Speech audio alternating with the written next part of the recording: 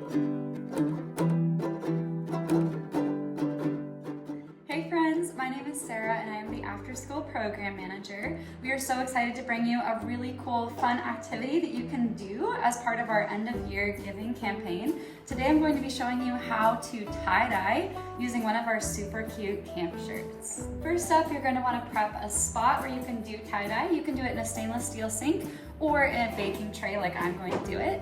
You're also going to want some rubber bands, some squeezy bottles, all of the colors of dye you want to use, and of course something that you want to wear afterwards. Alrighty, so just to begin, you're going to want to take your shirt and just lay it out in front of you. There are so many different designs that you can do for tying your shirt, but I like to go with the super easy, just one big swirl in the middle. It's really easy for kiddos to learn too. We do this a lot in our after school program, and the middle swirl is definitely the easiest one to do. You're just gonna wanna grab in the center of your shirt and just twist. So, pretty easy, you just keep on twisting. Keep on twisting until it's just one big swirl like this.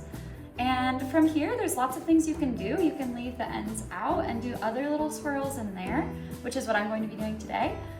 Or to make it really easy on yourself, you can just swirl everything together and stick a bunch of rubber bands on it and call it a day.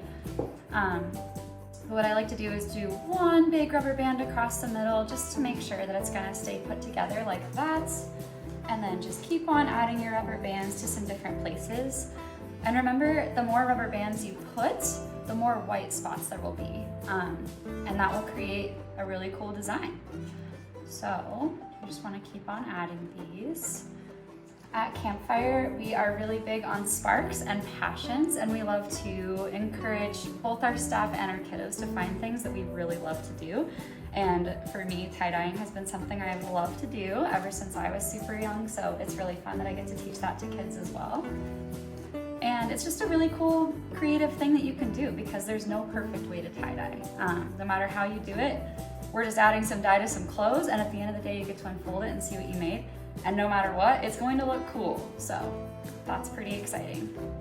So now that I've got it all wrapped up, as you can see, it kind of just looks like a jumbled mess right now, but that's totally okay. It doesn't have to be perfect. I'm going to add one more rubber band because I can see there's these parts sticking out, and that means they're just gonna get super dyed. So I'm gonna add one more rubber band just to make it have some little creases in there to give it another pattern at the bottom. And with our tie-dye kits that we're selling here at Campfire, you can choose any of a combination of colors that you would like. Today I've chosen coral, red, and orange to create kind of a warm color palette since those colors go well together. I'm gonna go ahead and open up my bottles. And by the way, I just added about a teaspoon of the dye to some cold water to make this. You're also going to want to make sure you shake it really well because otherwise you'll have little globs of dye all over your clothes or whatever you choose to dye. And although it can look kind of cool, sometimes it turns out more funky than cool, so you want to make sure you shake it up super, super well.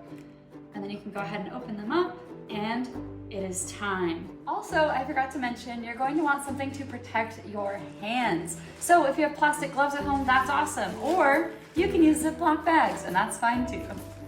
It actually doesn't matter where you put the dye, but one thing you do want to make sure of is that you're taking your dye and sticking it into the folds.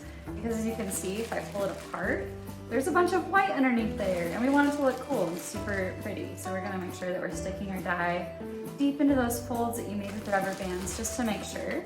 Because even if you put a ton of dye in there, you're still gonna have some white spots. Awesome. What you're gonna do next is take your dyed shirt or whatever you decided to dye and just put it inside a little plastic bag.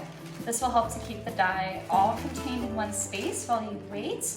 And you do need to wait about 6 to 7 hours. I like to leave them overnight. You can even leave them up to 24 hours if you'd like, just to really make sure your dye will stay. But make sure at a minimum you're leaving it for 6 hours before you wash it in cold water only. And then we'll get to see what our cool shirt looks like. I hope you enjoyed learning tie-dye today, and we'd love to have you donate to Campfire Central Oregon's End of Year Giving campaign. All you need to do is go to www.campfireco.org/donate. Give big or give small, just give from the heart.